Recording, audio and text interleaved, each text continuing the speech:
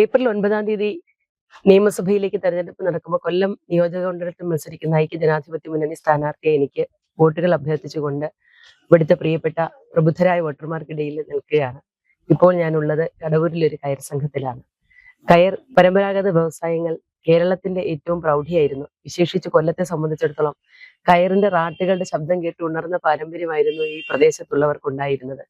പക്ഷേ ഈ കയർ മേഖലയെ പരമ്പരാഗത മേഖല മുഴുവൻ തടയുന്നത് പോലെ അതിന്റെ പ്രവർത്തനങ്ങളെ തടസ്സപ്പെടുത്തുന്ന രീതിയിൽ സർക്കാർ ഇതിനെ സംരക്ഷിക്കുന്നതിന് ആവശ്യമായ സാഹചര്യങ്ങൾ ഒരുക്കാത്തതിന്റെ പേരിൽ ഇന്ന് അപൂർവമായി മാത്രമേ കയർ റാട്ടുകളുടെ ശബ്ദം ഈ നാട്ടിൽ കേൾക്കുന്നുള്ളൂ. കയർ കശുവണ്ടി പോലുള്ള പരമ്പരാഗത വ്യവസായങ്ങളെ കഴിഞ്ഞ LDF 10 വർഷക്കാലത്തെ LDF ഭരണം കാരണം അങ്ങേയറ്റം ശോഷിച്ച അവസ്ഥയിലായിപ്പോയി. ഈ മേഖലയിൽ പണിയെടുക്കുന്നവർക്ക് ഇപ്പോഴും അനുകൂലമായ നിലപാടുകൾ, തൊഴിലാളികളെ സംരക്ഷിക്കുന്ന സാഹചര്യങ്ങൾ സർക്കാർ ഉണ്ടാക്കുന്നില്ല. മിനിമമായ തൊഴിൽ സാധ്യത, നമുക്കറിയാം വിലക്കയറ്റം കൊണ്ട് പൊറുതിമുട്ടുന്ന ഒരു കാലഘട്ടമാണ്. പരിമിതമായ വരുമാനം മാത്രമുള്ള കയർ തൊഴിലാളികൾക്ക് ജീവിക്കാൻ ഒരു സാഹചര്യമില്ല.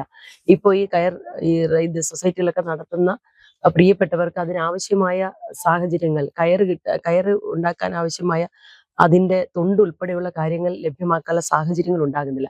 എല്ലാ മേഖലയിലും കശുവണ്ടി വ്യവസായത്തെ പൂർണ്ണമായി തകർത്തിരിക്കുക, ഫാക്ടറികൾ അടഞ്ഞിരിക്കുക.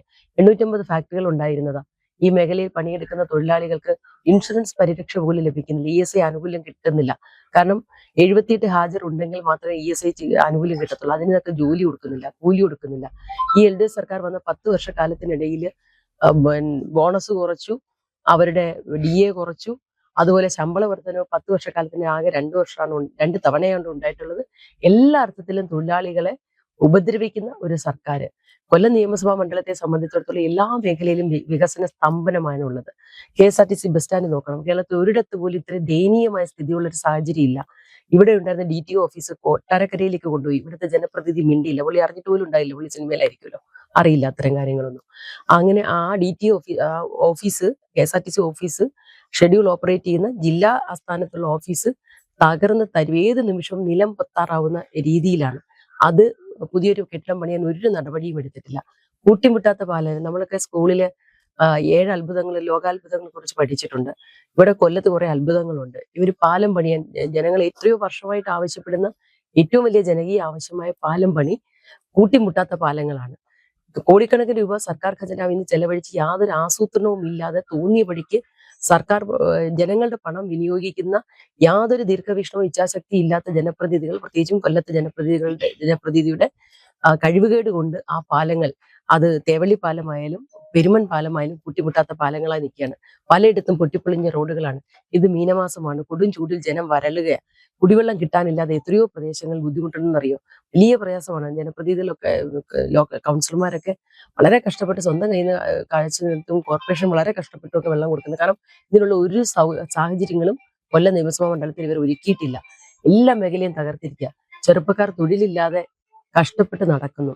അവരുടെ തൊഴിൽ അവസരങ്ങൾ മുഴുവൻ CPM-കാരുടെ പാർട്ടിക്കാരും ഇഷ്ടക്കാരും ബന്ധുക്കളും കൊണ്ടുപോകുമ്പോൾ പഠിച്ച് PSC പരീക്ഷ എഴുതി റാങ്ക് ലിസ്റ്റ് കയറിയ കുഞ്ഞുങ്ങൾ കണ്ണുനീരും കയ്യുമായി കഴിയുന്നു.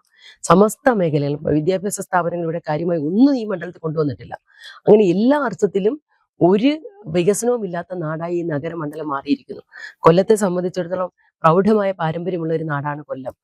എത്രയോ വർഷങ്ങൾക്ക് മുമ്പ്, ചരിത്രാതീത കാലം തൊട്ട് ലോകമെമ്പാടുമുള്ള വ്യാപാരികൾ എത്തി വ്യാപാരം നടത്തിയ ചിന്നക്കടയും ചാമക്കടയും പോലുള്ള സ്ഥലങ്ങൾ, ആ മഹിതമായ പാരമ്പര്യം, അതൊക്കെ ഇപ്പൊ ശവപ്പറമ്പ് പോലെ അശാസ്ത്രീയമായ വികസന പ്രവർത്തനങ്ങളും യാതൊരു ദീർഘവീക്ഷണവും ഇല്ലാത്ത നടപടിക്രമങ്ങളും കൊണ്ട് ഈ നാട് മുടിഞ്ഞിരിക്കുക. ഈ ദുരവസ്ഥയിൽ നിന്ന് നാടിനൊരു മോചനം വേണം. ഒരു ഭാഗത്ത് വിലക്കയറ്റം കൊണ്ട് പൊറുതിമുട്ടുന്നു, മറുഭാഗത്ത് മയക്കുമരുന്നിന്റെ ഹബ്ബാക്കി കേരളത്തെ മാറ്റി ക്രമസമാധാന നില അമ്പയെ തകർന്നിരിക്കുന്നു. സ്ത്രീകൾക്കെതിരെയുള്ള അതിക്രമം നടത്തുന്നവർക്കെതിരെ ശക്തമായ നടപടിയില്ല. പിന്നെ സഹിക്കാൻ വയ്യാത്ത അഴിമതിയും സ്വജനപക്ഷമാകും. മുഖ്യമന്ത്രിയും ബന്ധുക്കളും സുഹൃത്തുക്കളും, മന്ത്രിമാരും ബന്ധുക്കളും സുഹൃത്തുക്കളും, പാർട്ടിക്കാരും ബന്ധുക്കളും സുഹൃത്തുക്കളും, അവർക്ക് വേണ്ടി മാത്രമായ ഒരു ഭരണം. ഇപ്പൊ തന്നെ ഈ തെരഞ്ഞെടുപ്പാകുന്നു. കോടിക്കണക്കിന് രൂപയാണ് ഞാൻ അടക്കമുള്ള സാധാരണക്കാരുടെ പണമെടുത്ത് കേരള സർക്കാർ PR പണി ചെയ്യുന്നത്. PR ഡിപ്പാർട്ട്മെന്റ് തന്നെ ഉണ്ട്. ആ ഡിപ്പാർട്ട്മെന്റ് കൂടാതെ ബാക്കി പുറത്തുള്ള ഏജൻസികൾക്ക് കോടിക്കണക്കിന് രൂപ വാരി കൊടുക്കുക. ഇവിടെ പാവപ്പെട്ട ക്യാൻസർ രോഗികൾക്ക് പ്രതിമാസം കൊടുക്കുന്ന 1000 രൂപ പെൻഷൻ പോലും മുടക്കം വന്നിരിക്കുക.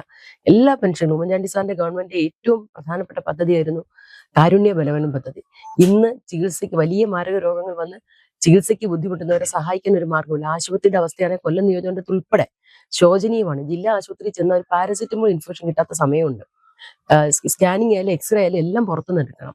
ഡോക്ടർമാര് കാർഡിയാക് യൂണിറ്റ് ഒക്കെ ഉണ്ട്, കാത്ത് ലാബ് ഉണ്ട്. പക്ഷേ ഡോക്ടർ ഹൃദ്രോധക വിദഗ്ധനുള്ളത് ആകെ ആഴ്ചയിൽ ഒരു ദിവസമാണ്. ന്യൂറോയിലും അത് തന്നെ, നെഫ്രോയിലും അത് തന്നെ. അങ്ങനെ ജനങ്ങൾക്ക് വേണ്ടുന്ന സൗകര്യം ഒരുക്കി കൊടുക്കുന്നില്ല. UDF അധികാരത്തിൽ വന്നാൽ തീർച്ചയായും ഇതിനെല്ലാം ഒരു മാറ്റം ഉണ്ടാക്കും.